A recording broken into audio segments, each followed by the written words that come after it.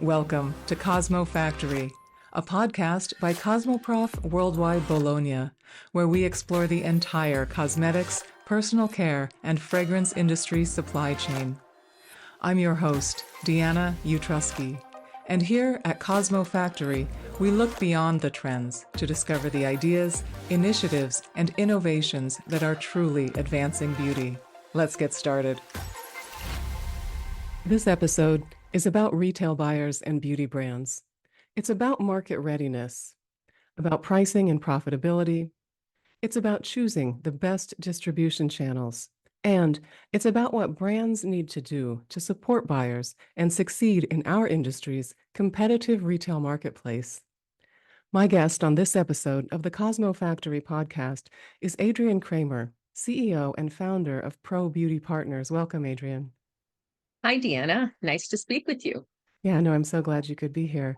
ProBeauty Partners, this company you lead, has helped cosmetic brands with business development, with sales strategy, and revenue development for nearly 15 years now. So you seem like the right person to ask this question to.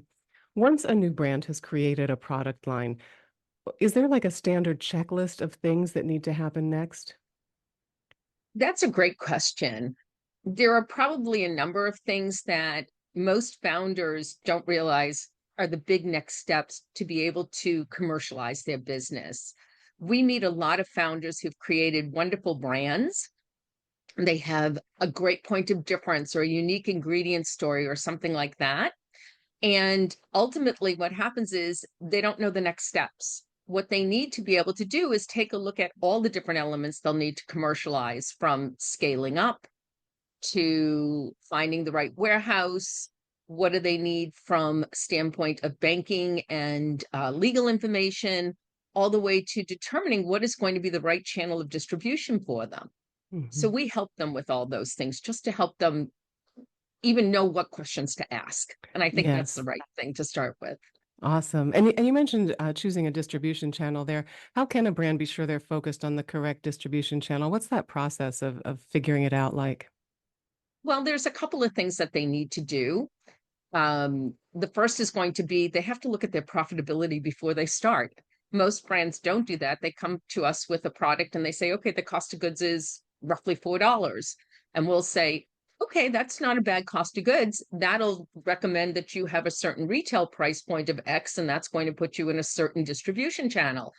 And they look at you usually a little bit stymied and say, why does it have to be there? Why can't we be here? And you go through the whole process of explaining what that all means and why you get into those things. Yeah, let's do I think go to pricing and profitability before distribution channel, since it sounds like that's a key factor. Help us think about the guidance you might give a brand there. Absolutely. Most of the time, we really recommend, before you even develop your products, if we ever get the opportunity to do this, and say, keep in mind that whatever the bulk is that goes into the bottle or the jar and the fill cost, as well as whether it's a bottle, a jar, and then a carton, depending upon if you want to add a carton around it, and you take that total amount of money and you multiply it between 10 and 12 times, and that's what the retail price point will be. Or conversely, say, I want to develop a moisturizer that's going to sell in Target and we want it to sell for $15. So then you know that your total cost of goods, you want to be at about $1.50 or less. Mm-hmm. They then should go to the contract manufacturer or the lab, whoever they're using to develop the product, and go with that information in mind, so that A, they're steering the development team properly, and B, everybody's set up front for success. Frequently, we get people who come to us and say, okay, the product is $8 and I want to sell it for 15 at retail. And we're like, well, that's great, but you're going to go bankrupt in about 3 months. So we go through the process of explaining to them why that margin is important, why that factor of 10 or 12 is really important, where all the other expenses are going to get covered, and so forth. And also, frankly, what the retail environment is going to take in terms of margin, sampling, and so forth. So that's what's going to be part of it. Yeah, no, that makes sense. And so then, beyond setting the price, what else helps determine the correct distribution channel? Well, and then the rest of it comes into play, which is how much is your product going to need education when you get to the store? So you've got consumers coming into stores. Are they seeing your product on a shelf? Are they able to self-educate on the brand? How do they know enough information about it? Where do they get the information? Or is it a product that's going to be behind a counter in a department store where you're going to be having somebody else help educate the brand? Those are critical because, again, those are costs you're going to have associated with it. And it will also determine where the right environment is for the product. So, it may be something that's much more sophisticated. And so we want to have that person standing there talking about the brand all the time.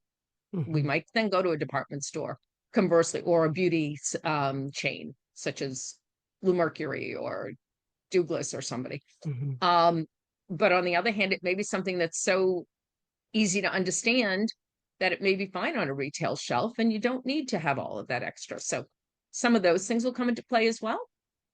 Yeah, yeah, that makes sense. And Um, I think, in my experience and my work is I think much more on the supply side than yours. So you can tell me if I'm wrong here, but one of the things that many beauty brand leaders are surprised to learn, I think, is how responsible the brand itself is for driving traffic to their retail partners, and then how much work is involved in actually meeting sales goals. I know you're not a retail buyer, but it's clear to me that you have very good relationships with buyers, particularly I would imagine here in the U.S. market. Um, can you help us understand the roles and responsibilities of a buyer? I know they're not just looking for like, oh, that's a cool new product.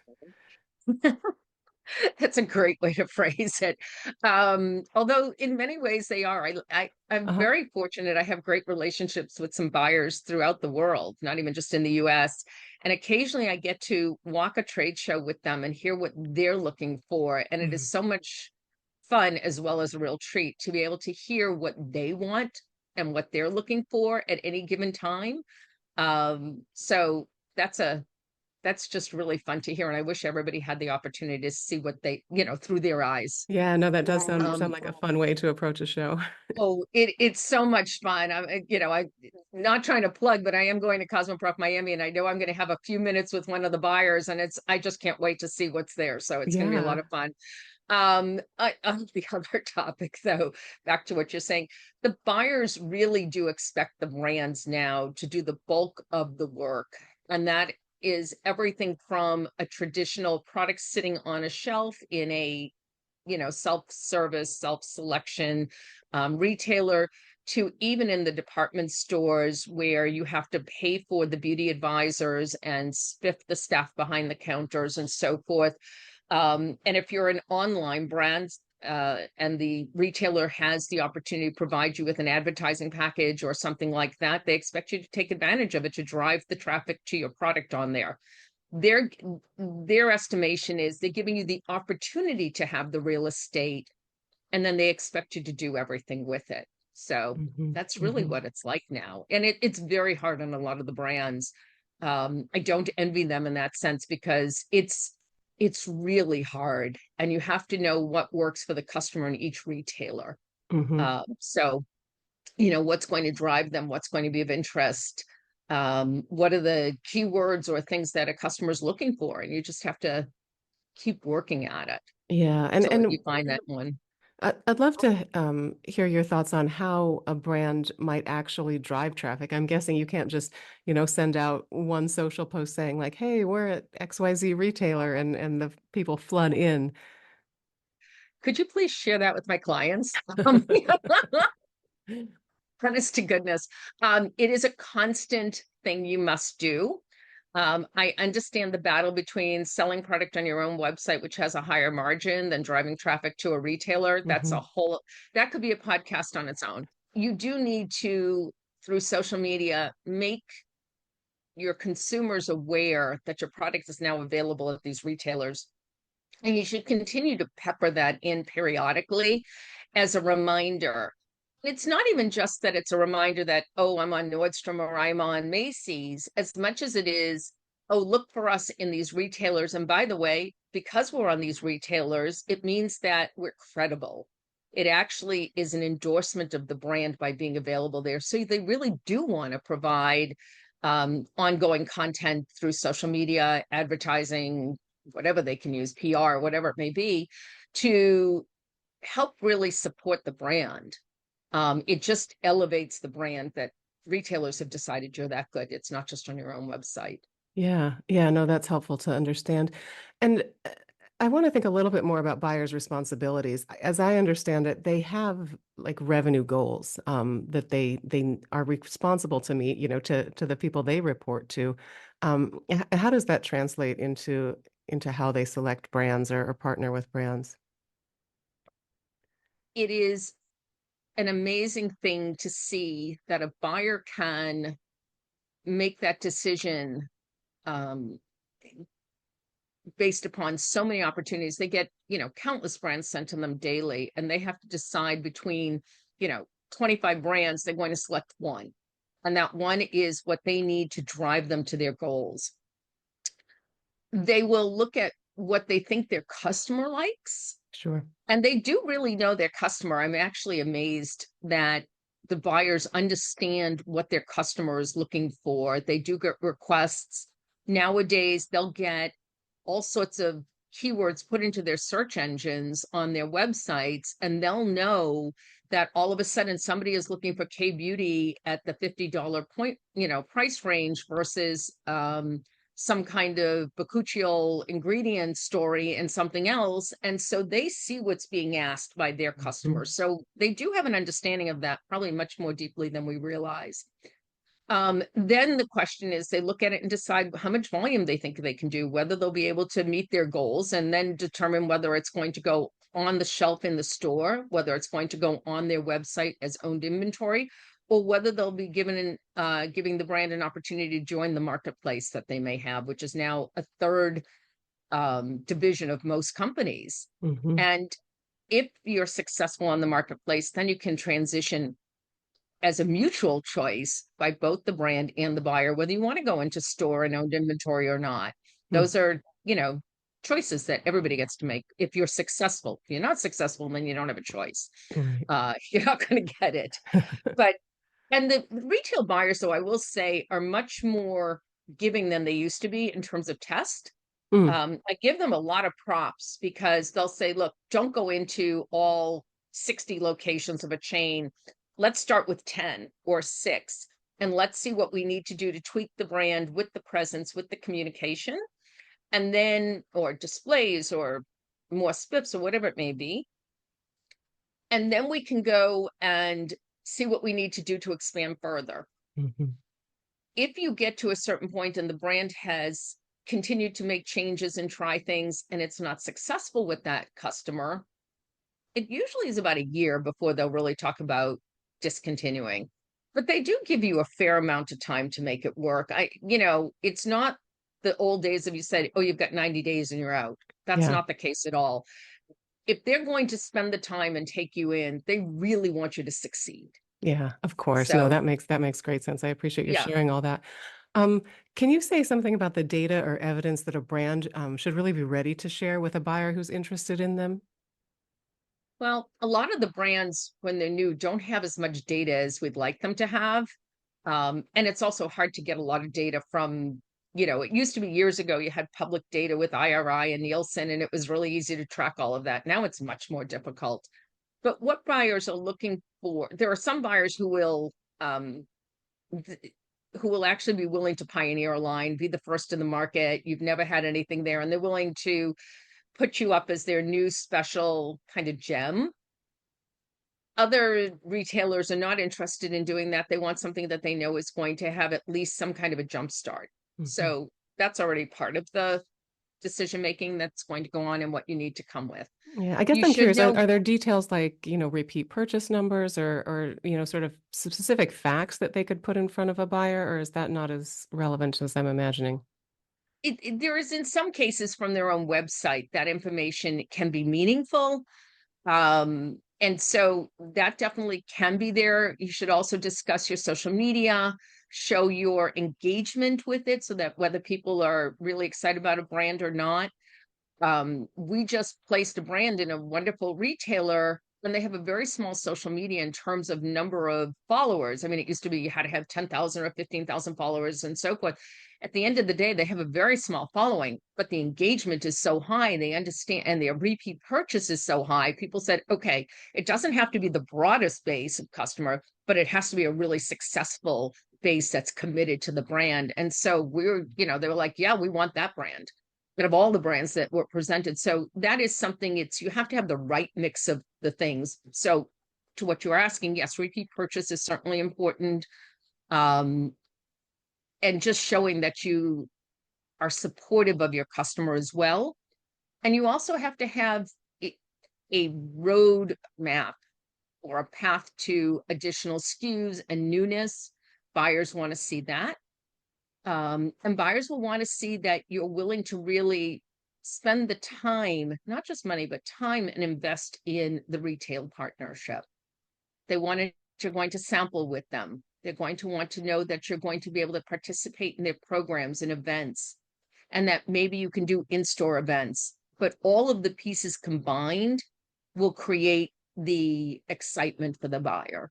Yeah, yeah, no, and it makes sense if we think about the expression retail partnership, that the sorts of details you're sharing make sense. It really is a two-way relationship for sure.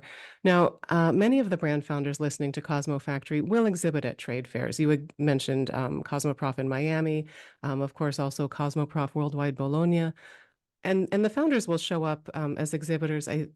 I hear quite often, really with the intention of meeting retail buyers. So I'm curious if you have some guidance to share about how a brand might show up at a trade fair to make a good impression on prospective retail partners. That's a wonderful question, and I wish I could share that with every brand that's coming in advance, because I think that's a really important thing. I think they should know who the audience is, meaning which buyers are they really interested in, and then do homework. Go into the stores if they're close by. I mean, if the store is on the West Coast and you're based on the East Coast, it may not be as easy, but frankly, every single inch of every store is now available online. You can take pictures offline and figure it out.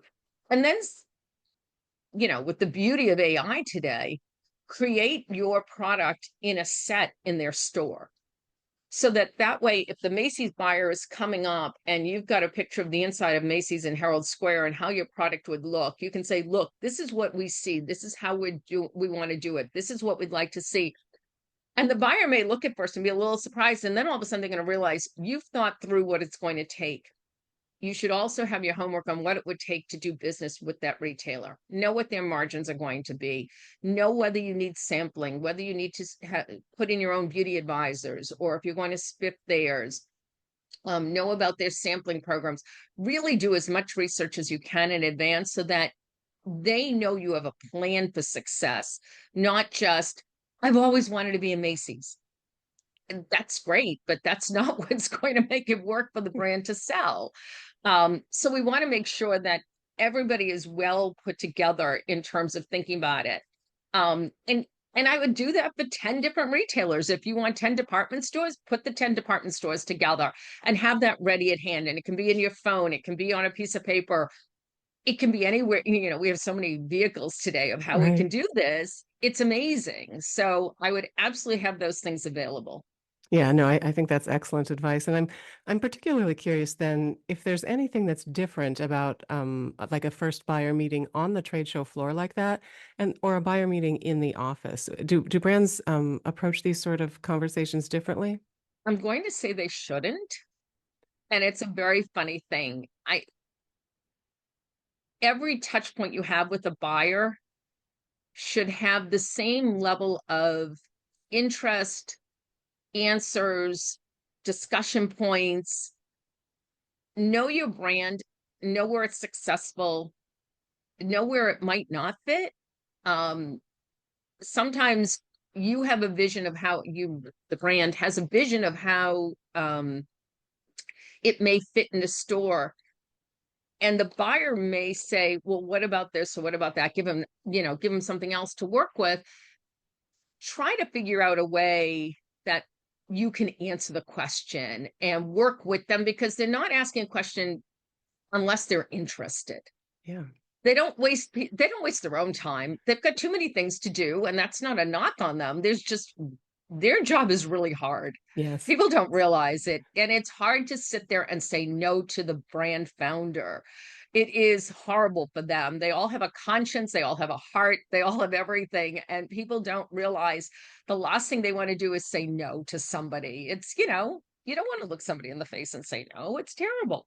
So that's why when you have that, opportunity, talk with them, try to work it out. They're asking the question because they're trying to walk down a path with you. They're not trying to get rid of you.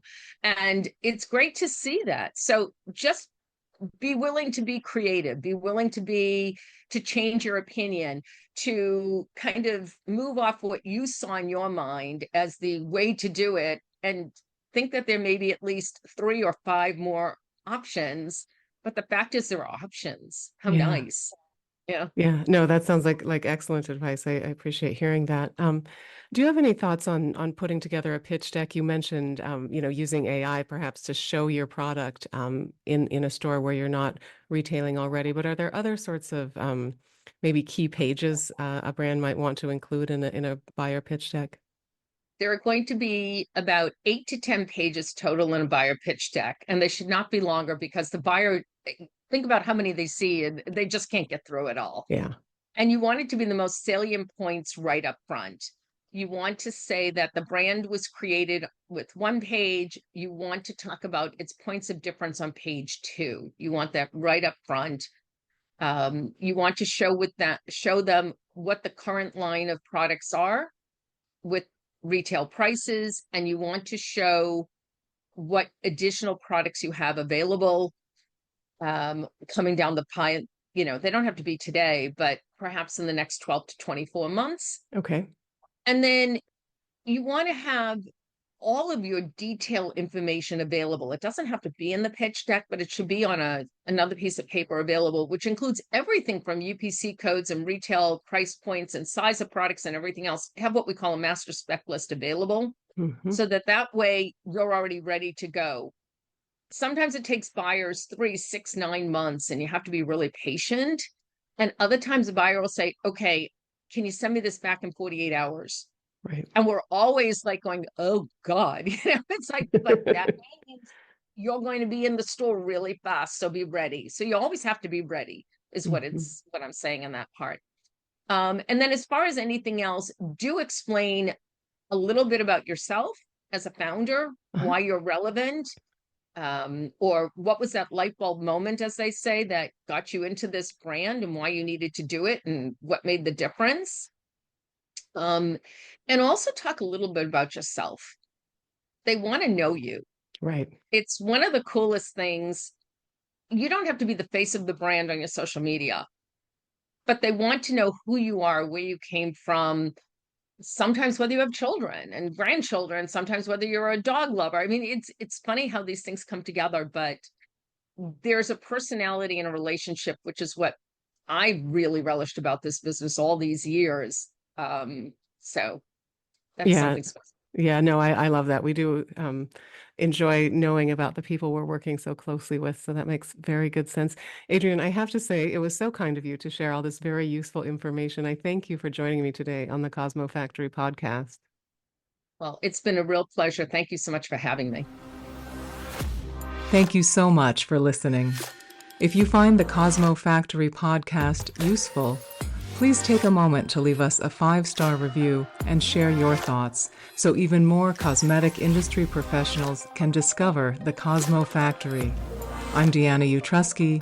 Please join me again next Tuesday for a new episode of the CosmoFactory podcast.